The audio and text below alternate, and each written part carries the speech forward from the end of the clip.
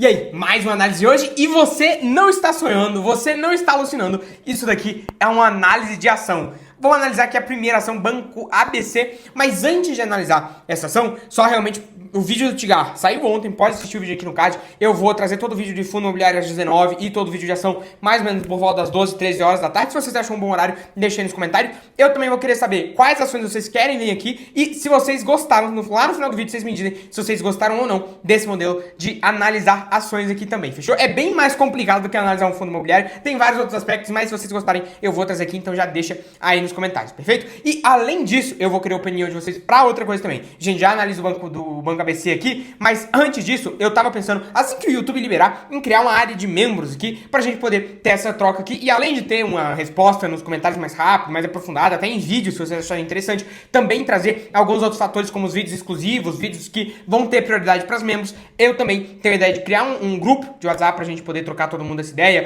ter dúvida, eu responder lá, mandar áudio, mandar vídeo, fazer também uma call por mês de fundo imobiliário, então trazer o resumo, trazer os melhores investimentos, os melhores fundos, as melhores ações, e aí ter esse bate-papo que você pode abrir, trocar ideia no Google Meet, Zoom, e ter essa ideia de ter essa área de membros que tem alguns desses benefícios. Se você tiver outro benefício em mente, você acha interessante ter para a área de membros aqui, pra gente poder fazer, assim que o YouTube liberar, a gente já traz a área de membros aqui, deixa aí nos comentários, que eu realmente respondo todos os comentários, e eu quero ver se você tem uma opinião legal pra gente implementar na área de membros, e aí já me diz também se você acharia interessante a gente ter uma área de membros aqui, fechou? Aí agora vamos analisar Banco ABC. Banco ABC, que é um banco que ele foi fundado com a junção ali do Roberto Marinho, empresário brasileiro, com o Banco da Libra, de Abu Dhabi, então tem esse controlador muito louco. Aqui tem a sede dele, que é na cidade de Jardim, né, um prédio bem legalzinho, tem várias empresas aqui nesse prédio, bem interessante comentar sobre isso. E aí, o Banco ABC atingiu um lucro líquido recorde de 2.255 milhões de reais,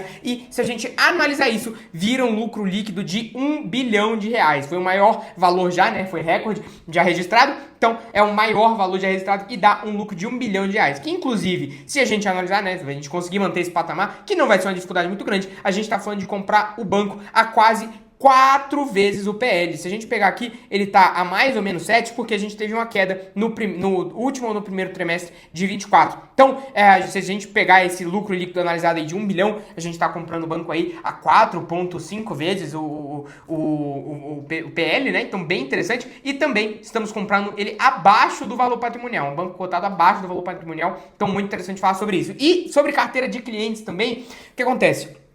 Qual que é a função de um banco, né? O banco ele vai pegar dinheiro e vai emprestar mais caro. Ele vai pegar dinheiro a 1% e emprestar dinheiro a 5, 4, 6, 10%, né? Então, isso é a atividade principal de um banco. E aí, para poder emprestar esse dinheiro, o banco tem a famosa carteira de crédito. E a carteira de crédito dele chegou a 50 bilhões de reais em crédito, né, emprestado para empresas, né? E lembrando que o Banco ABC, ele empresta dinheiro para empresas de grande porte, tá? De pequeno, de médio, grande porte, né? Então, diferente do Banco do Brasil, que o setor principal é agro, diferente do Banco Bradesco, que o segmento principal é a pessoa física, aqui no Banco ABC a gente está falando de empresas de médio e grande porte, né? E a carteira dele alcançou o valor recorde de 50 bilhões, inclusive, se a gente for aqui no site deles, né, dá pra ver essa carteira deles aumentando mês após mês. Claro que, né, a gente tem alguns benefícios aqui e ele vem crescendo muito mais, a ritmos muito mais rápidos no segmento corporate, né? A gente já vai conversar sobre tudo isso, mas ele vem crescendo aqui no segmento corporate e no middle, então bem interessante, a gente pode ver a evolução aqui. A carteira já estava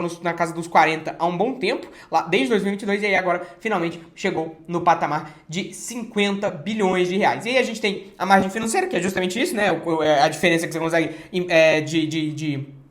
de margem ao pegar o dinheiro e ao emprestar ele. Então a margem financeira dele atingiu 600 milhões de reais, lembrando que essa é a principal fonte de receita aí do banco, então atingiu 600 milhões de reais no terceiro trimestre, muito bom também para o banco, né? Uma receita bem robusta, que se a gente pegar os serviços que ele presta, deve ser uma receita aí de quase 1 bilhão por trimestre, né? Se a gente conseguir aumentar esses volumes, então bem interessante o banco conseguindo entregar resultados cada dia melhores, trimestre a trimestre, ele chega com resultado melhor, muitas vezes até melhor do que ele mesmo projetava. Então bem interessante falar sobre isso. A NIM, que é justamente esse, a grosso modo, né, é o nosso spread que a gente tem. Então, se eu empresto a 1% ao mês e se eu pego emprestado a 1% ao mês e eu empresto a 5,4% ao mês, o meu spread, que é essa de forma um pouco grosseira, né, essa NIM, é o meu spread aí de 4,4%. Então bem interessante. E aí, claro que é analisada, né? E aí, falando sobre custos, né? Demonstra que o Banco ABC está seguindo uma disciplina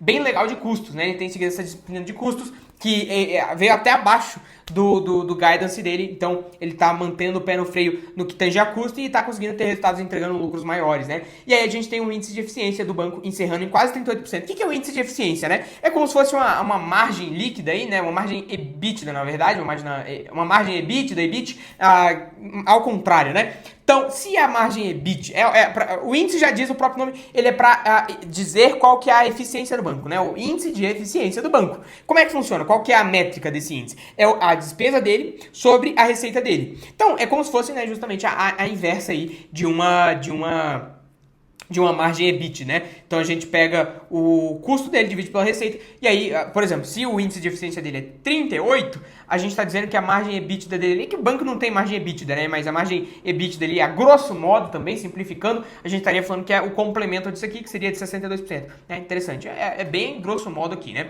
A gente tem a margem financeira dele, que é a principal fonte de receita dele, que no atual cenário, né, nos 9 meses aí, tá quase atingindo, já atingiu 1,5 bilhão, e aí agora tá indo para os 2 bilhões, e aí a gente tem o pós-provisão. Por que tem o pós-provisão? Né? O pós-provisão é por conta aí que todo banco, quando ele empresta um dinheiro, um certo valor que ele empresta, ele tem que considerar como provisionado para perdas, né? E aí a gente tem essa pós-provisão. A gente tem o pré-provisão e tem o pós-provisão. O lucro líquido por ação está subindo em 8%, a margem financeira subiu em 10%, a gente está falando que o valor de mercado dele de um ano para o outro subiu em 20%, então bem interessante, e o valor de mercado dividido pelo valor patrimonial, o PVP, saiu de 0,7 para 0,2. Mesmo assim, você está comprando um banco abaixo do valor patrimonial dele, então bem interessante falar sobre isso também, né? Bem interessante. Diferente de um banco Inter, você está comprando abaixo aqui do valor patrimonial, né? E o índice de Basileia, conhecido pelo pessoal aí dos bancos, né? Mas se você não conhece, índice de Basileia é justamente todo o dinheiro que o banco tem ali. Acredito que empréstimo em débito a prazo, né? Como é que é o nome disso? Putz, esqueci. Empréstimo a prazo, deixa eu pesquisar aqui, a prazo. Tudo que ele tem de empréstimos a prazo, não vou achar.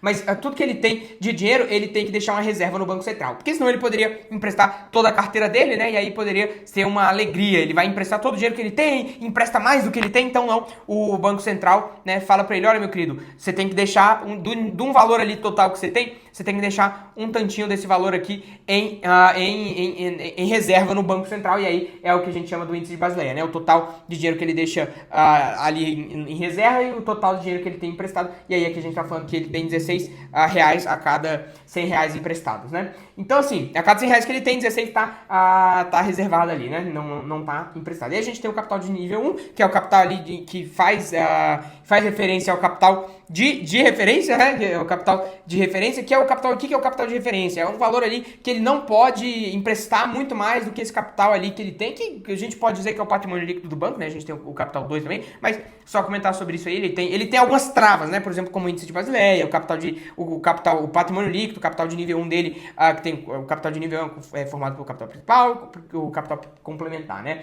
Isso aí são coisas de banco, né? Por isso que eu digo que analisar uma ação aqui é bem mais complicado, até porque se eu fosse analisar só bancos, tudo bem. Chega uma hora que você até entende as coisas. Agora, como eu vou mudar a Petrobras, aqui é Vale, aí, então tem isso. Então, me diz aí se você tá conseguindo entender. Se você tiver qualquer dúvida também, pode deixar aí nos comentários. Mas ele tem algumas travas. Ele não pode sair emprestando dinheiro ao fim do mundo, né? Ele não pode sair imprimindo dinheiro a fim do mundo, não pode sair dando o que ele não tem. Então, ele tem algumas travas como o índice de Basileia e uma restrição aí em questão do capital de nível 1 dele, né? E aí tem aqui cliente corporativo, pela primeira vez chegou a 5 mil clientes corporativos, então uma marca recorde também, é recorde atrás de recorde, é marca atrás de marca, e colaboradores, ele demitiu aí do mês passado, na verdade ele contratou, demitiu, do mês passado ele demitiu alguns funcionários ali, demitiu um funcionário, né? Então, interessante comentar sobre isso também, alguém foi demitido. Mas, falando sobre a margem financeira dele, a gente teve um aumento a margem financeira com o mercado, né? Porque você tem margens financeiras diferentes. Então, por exemplo, eu tenho dinheiro que eu empresto para os meus clientes, eu tenho dinheiro que eu empresto para o mercado, eu tenho o meu patrimônio líquido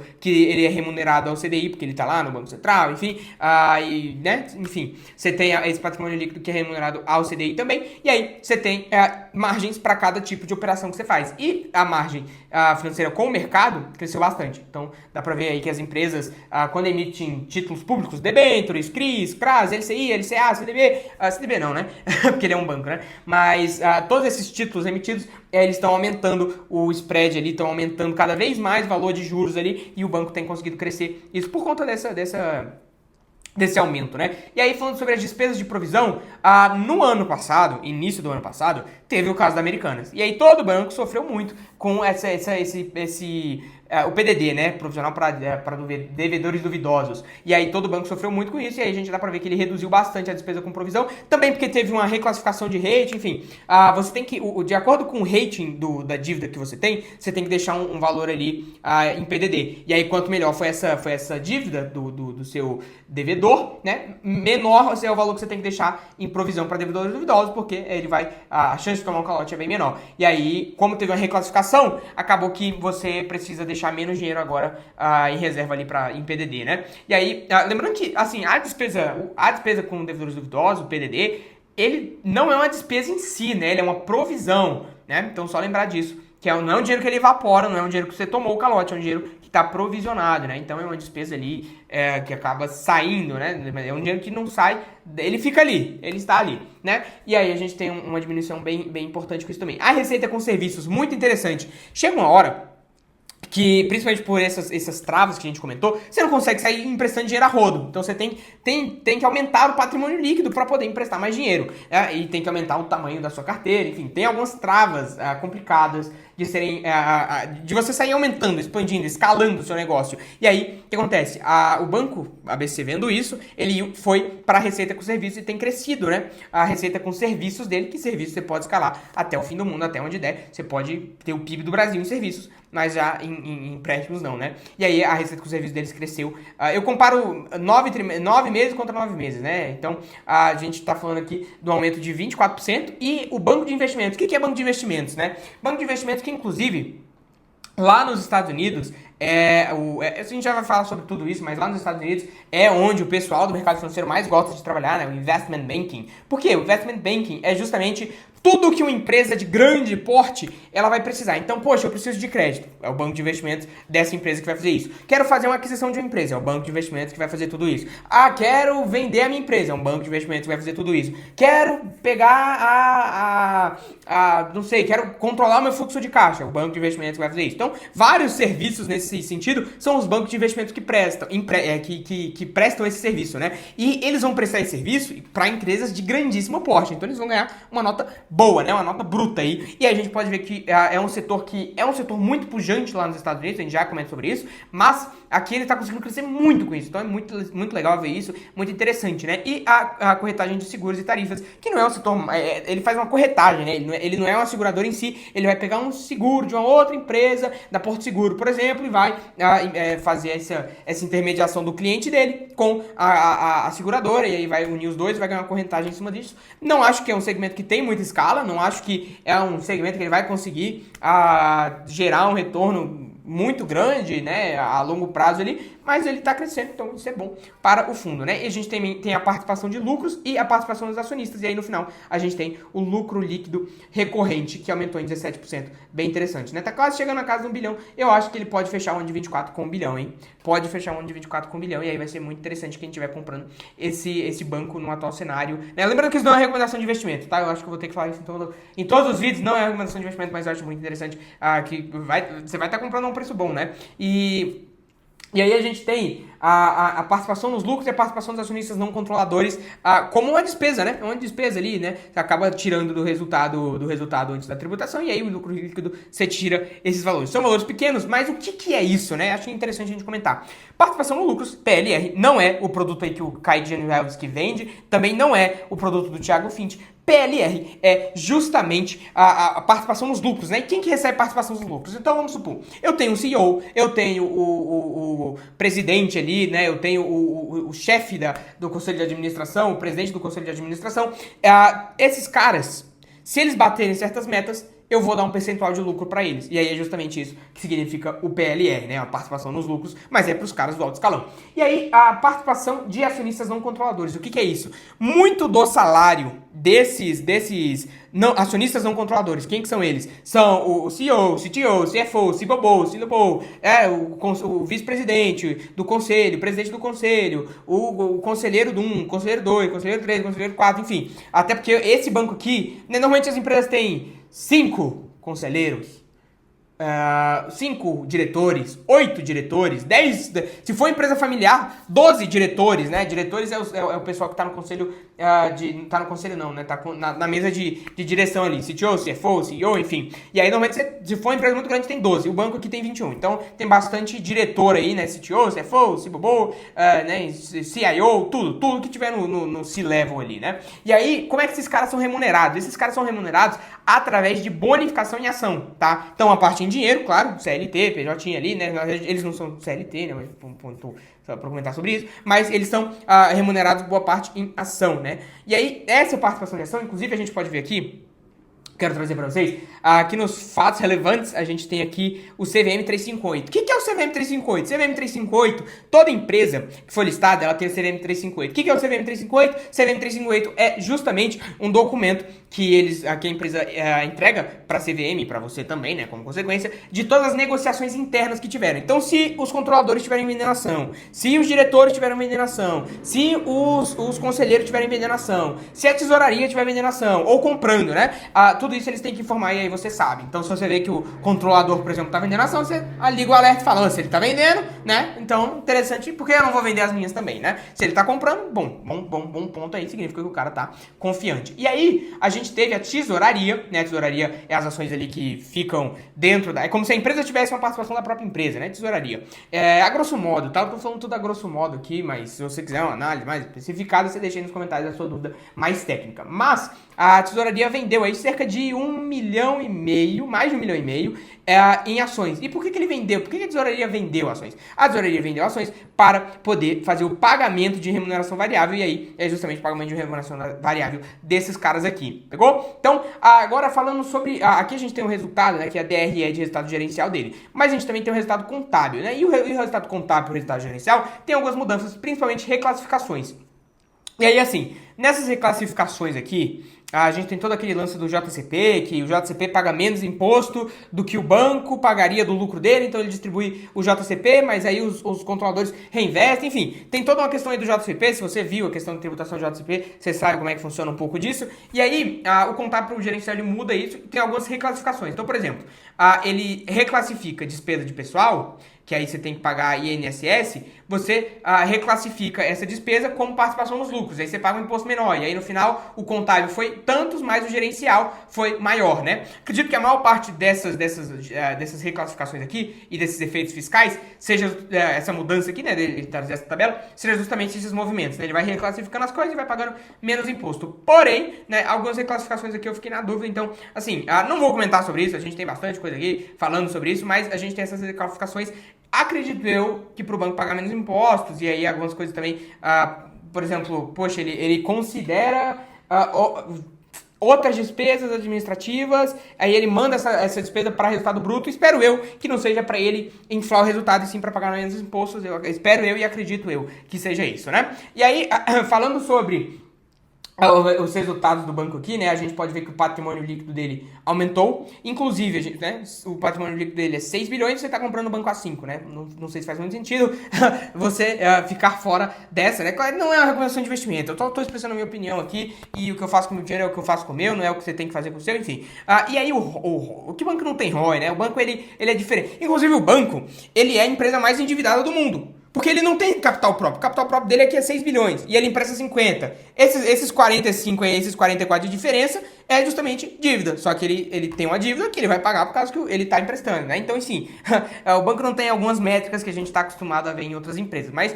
o ROI dele, né? Que é como se fosse um ROI aí, um ROIC. A gente está falando de 16%, então bem bom acima aí da Selic. Então você ganha mais investindo no banco, né? O banco consegue gerar mais retorno investindo nele mesmo do que se tivesse na Selic. E aí a gente tem aqui a margem financeira gerencial e tem os serviços, né? Serviços que ele tem conseguindo crescer bastante, bem interessante. E aí a gente tem a carteira de crédito dele.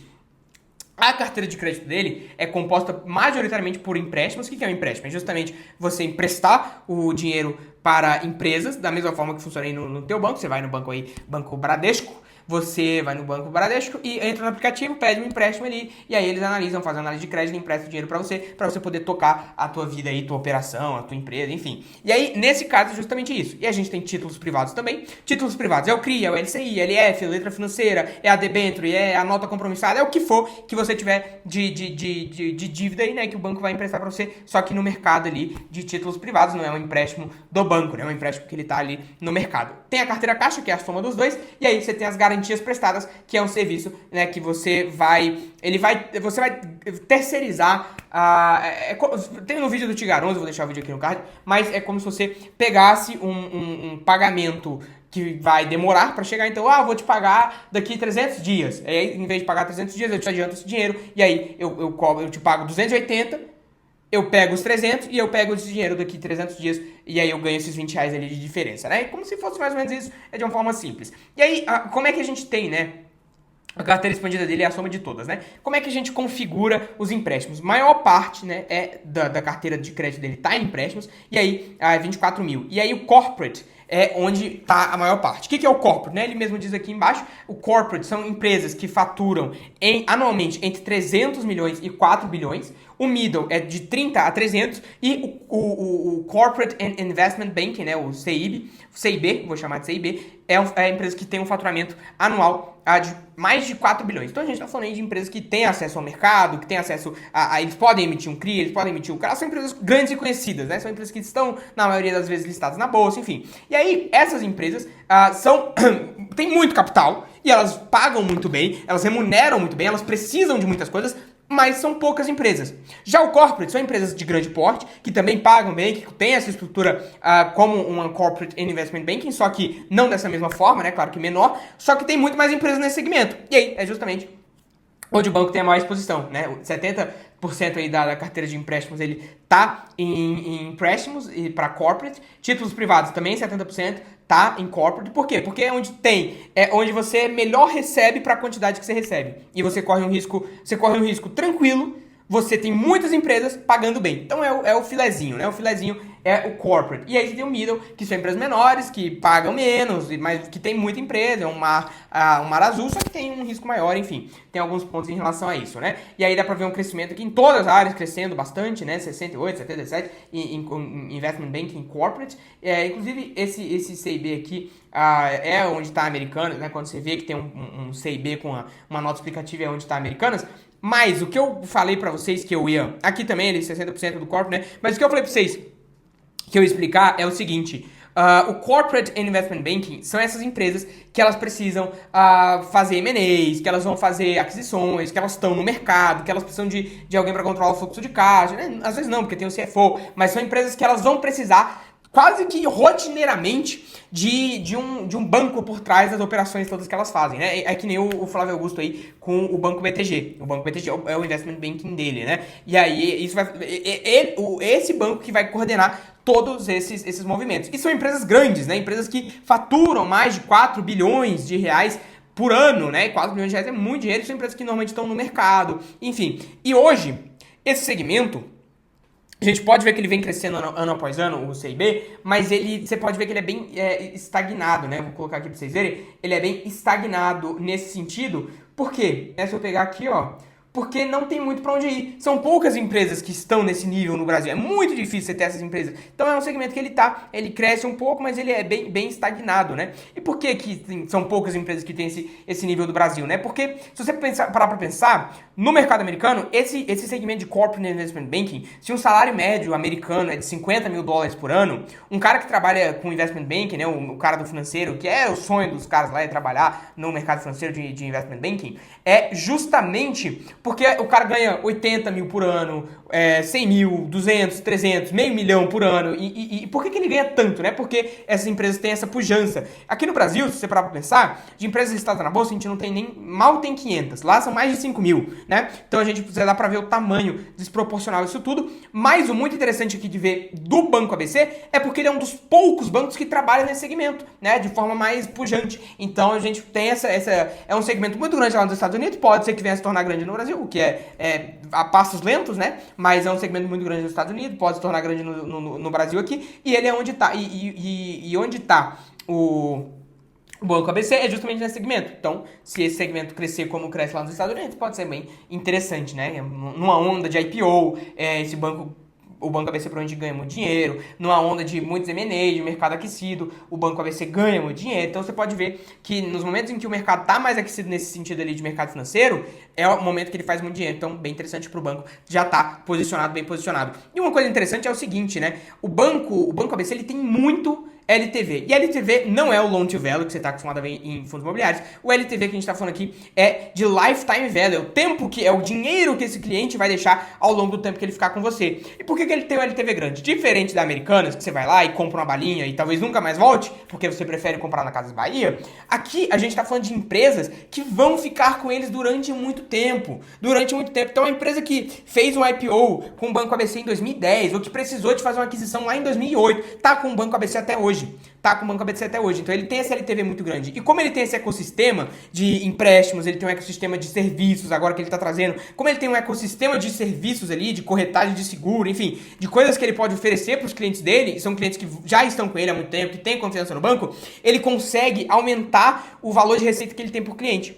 E aí, aumentando o valor de receita que ele tem por cliente, porque ele tem um ecossistema em volta dele ali, ele consegue pagar mais para adquirir cada cliente, né? O que eu coloquei aqui como CAC. E aí, pagando mais para adquirir o cliente, ele consegue cada vez mais incorporar mais esse mercado. E então, assim, é um banco que tem bastante potencial aí. E também, quando você tem tanto você pode pagar mais pelo cliente, ele fica mais tempo com você, ele dá mais dinheiro pra você, você tem um ecossistema em que ele paga aqui, ele paga lá, e ele compra outro produto, e ele faz aquilo, e ele tá toda hora ali com você, você também tem uma diluição de custo. Porque se antes eu tinha um custo de R$1.000 fixo, e aí agora, e o cliente tava me pagando 1.000, eu saía no 0 a 0. Agora, se o cliente me paga 2.000, eu consigo R$1.000 ali surgirem do nada, porque eu aumento o custo variável, e aí o custo fixo, que é a maior parte, eu tenho uma diluição desse custo. Então, muito interessante, né? E é um banco, o Banco ABC, ele tem uma margem boa, ele é um dos bancos mais rentáveis aí, um banco que tem uma margem muito boa, ele mais ou menos consegue essa escala, mas ele tem uma recorrência muito boa. Então aqui, que mais você precisa, né, na empresa? É só isso, cara. Tendo isso, pra mim tá ótimo. Então, assim, bem interessante o modelo de negócio do Banco ABC. Bem interessante mesmo, assim. É um banco fora dos bancões aí, que tem um modelo de negócios bem interessante, bem diferente, né? Que traz algumas assim como o Tigar 11, o vídeo tá aí no card, saiu ontem, ele traz algumas vantagens aí que poucas pessoas conseguem explorar nesse mercado, né? E aí, assim, claro que os créditos dele tem o loan to value também, né? Tem os colaterais, aqui tem um pouco mais, eu não vou me estender em relação a isso, aqui tem também a abertura geográfica, mas o banco ele está mais exposto a empresas de agronegócio, a empresas de serviço, de prestação de serviço e a energia, né? Eu não sei se esse serviço aqui a gente está considerando empresas de prestação de serviço ou de serviços dele mesmo. Eu acredito que seja, a gente está falando aqui de carteira de crédito, então empresas que prestam serviço, né? E também energia, então são segmentos aí, tirando serviço, serviço é mais ou menos, mas tirando os serviços aqui, a gente tem segmentos bem tranquilos, né? Com agronegócio, energia, então assim, são segmentos bem tranquilos, né? A gente tem aqui também a exposição média por cliente, então dá pra ver que quando a gente fala de Corporate Investment Bank, são empresas aí grandonas,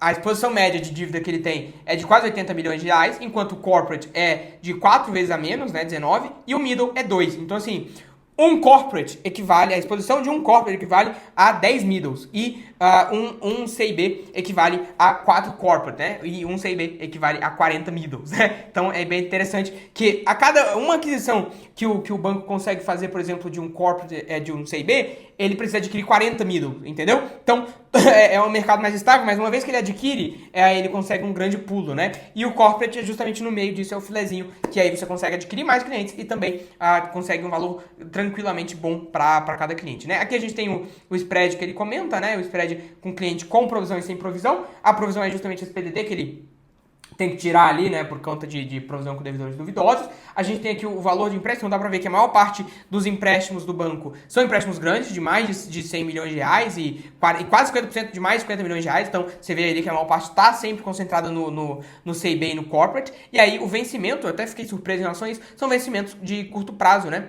Então, a gente já vai comentar sobre isso também, mas ele pega dinheiro, ele empresta dinheiro para curto prazo. Então, é mais para capital de giro ali e para CAPEX do que para um financiamento de longo prazo, diferente de um título privado, né? Interessante falar sobre isso. A maior parte da carteira a maior parte desses empréstimos, né, do banco, estão, né, em A e B. Então, melhor categoria aí, são as melhores categorias. Apenas 3% está em DH. E DH aí você ganha mais, mas tem que deixar mais dinheiro em PDD, você tem que deixar mais dinheiro em calote, enfim, você acaba tendo uma inadimplência maior, ou aí o seu índice de cobertura fica menor. Então, enfim, tem alguns pontos aí para você não querer ficar botando dinheiro na mão de empresas de rating DH, né? E aí a gente também tem o segmento aqui middle, né? Que você pode ver que é onde está a maior parte aí do PDD, como a gente comentou.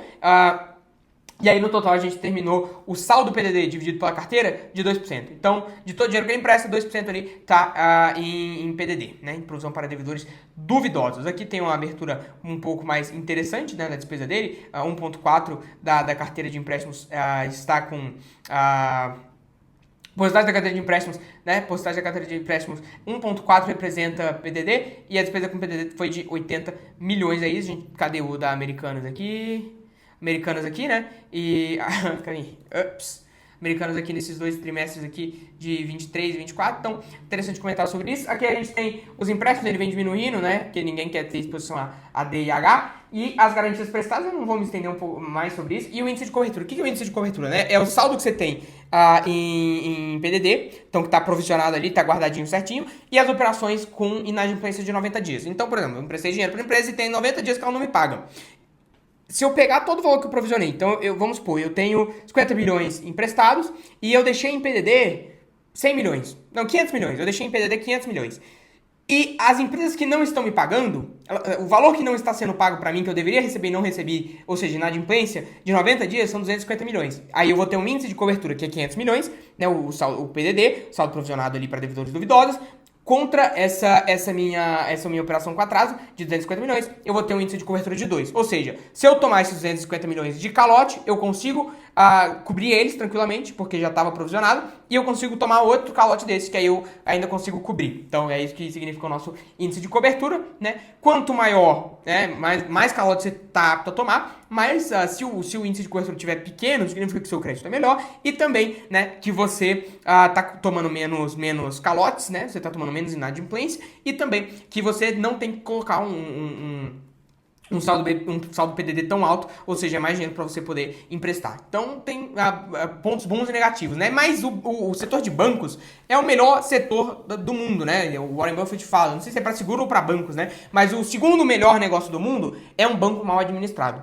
Já o primeiro melhor negócio do mundo é um banco bem administrado, porque se a Selic tá alta, ele ganha muito dinheiro, porque ele empresta a valores altíssimos, e aí o patrimônio dele que tá sendo remunerado de CDI, tá sendo remunerado a CDI muito alto, e quando o CDI tá baixo, ele consegue um spread maior, porque o CDI tá baixo, então ele consegue cobrar mais. Então, assim, o banco não tem dia ruim pro banco, ruim é não ter dia, né? E aí, a gente tem aqui também, aqui a gente fala sobre mais as inadimplências, né? Aqui tem o Corporate and Investment Banking, que se você olhar sem o caso da Americanas, que chegou a 10% aí dos CIBs, né? Ou seja, era uma quantidade relevante ali da divisão de CIB tava com a Americanas, só pra você ter essa ideia, né? A gente chegou a 10%, e se você pegar 100 Americanas, era 0.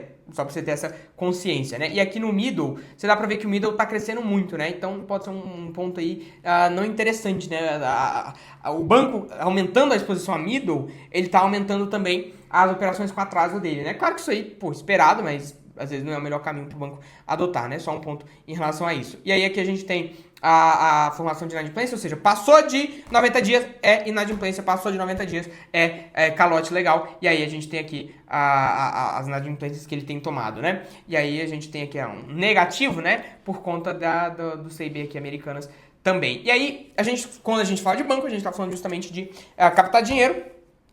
a 1% para emprestar a 5,4%, por exemplo. E aí, para captar esse dinheiro, da onde você vai captar esse dinheiro? Aqui tem a exposição. A maior parte é de investidores institucionais, uma outra parte é de pessoas físicas. Pessoas físicas é CDB normalmente, né? As pessoas físicas vão investir em CDB. Uma outra parte é corporate. Então isso aqui tudo é dívida. É dívida. O banco emitiu dívida, emitiu CDB, emitiu LCI, emitiu sei lá o que, que são dívidas, ele pega o dinheiro e empresta mais caro, né? Às vezes tem o dinheiro de conta corrente também, mas enfim, a maior parte é em dívida. Tem o BNDES, o querido BNDES, e o patrimônio líquido do fundo aqui também, né? Aqui a gente tem a exposição dessa captação, né? A maior parte sênior, se você não sabe, vai ver os outros vídeos de fundo imobiliário aí, não vou explicar não.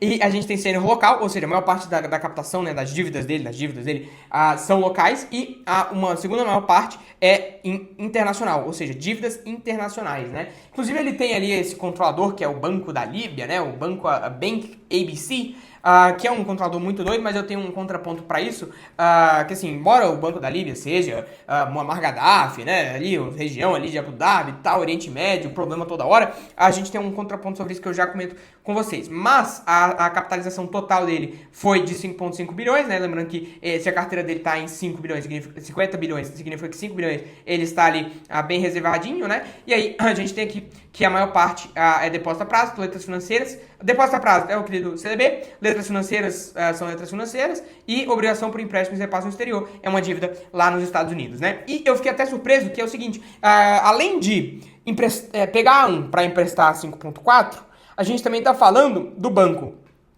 pegar um empréstimo de 3 meses até 3 anos, que é o que a gente tem aqui, de 3 meses até 3 anos, e cobrar de 1 a 3 meses. Então ele consegue esse spread tanto de valor, né, de taxa de juros, quanto também de prazo. Então bem interessante comentar sobre isso. Aqui ele fala, né, ele toma o dinheiro emprestado, ele tem a receber durante 1 a 30 dias e ele vai pagar de 180 a 360 dias. Então bem interessante, né, aqui dá pra ver o gap que ele mostra justamente dessa diferença, né, ele empresta a curtíssimo prazo para pagar ele recebe a curtíssimo prazo e paga a longuíssimo, né? Então, bem interessante falar sobre isso. Aqui é adequação de capital, que eu falei, de nível 1, capital de nível 1, enfim, não vamos entender sobre isso. E aí, sobre Banco ABC, é isso. Se você gostou dessa análise, deixa aí nos seus comentários. Se você tiver qualquer outra opinião, não sei se tem mais coisa aqui, mas não vamos entender mais, o vídeo já tá bem longo. Mas, se você gostou da análise, deixa aí nos comentários. Já se inscreve no canal, tá panguando, se você não se inscreveu ainda, se inscreve aí, pô. Se esse vídeo aqui não vale a sua inscrição, que não custa nada, é de graça, aí realmente eu não sei mais o que fazer, mas deixa o like aí também. E se você tiver qualquer outra ideia pra área de membros, pode deixar aí nos comentários que eu vou ler todos os comentários e responder todas as dúvidas, fechou? Mas eu quero a tua opinião, se você faria parte da nossa área de membros e você também tem alguma ideia que a gente sempre pode fazer aqui, fechou? É isso, é nóis e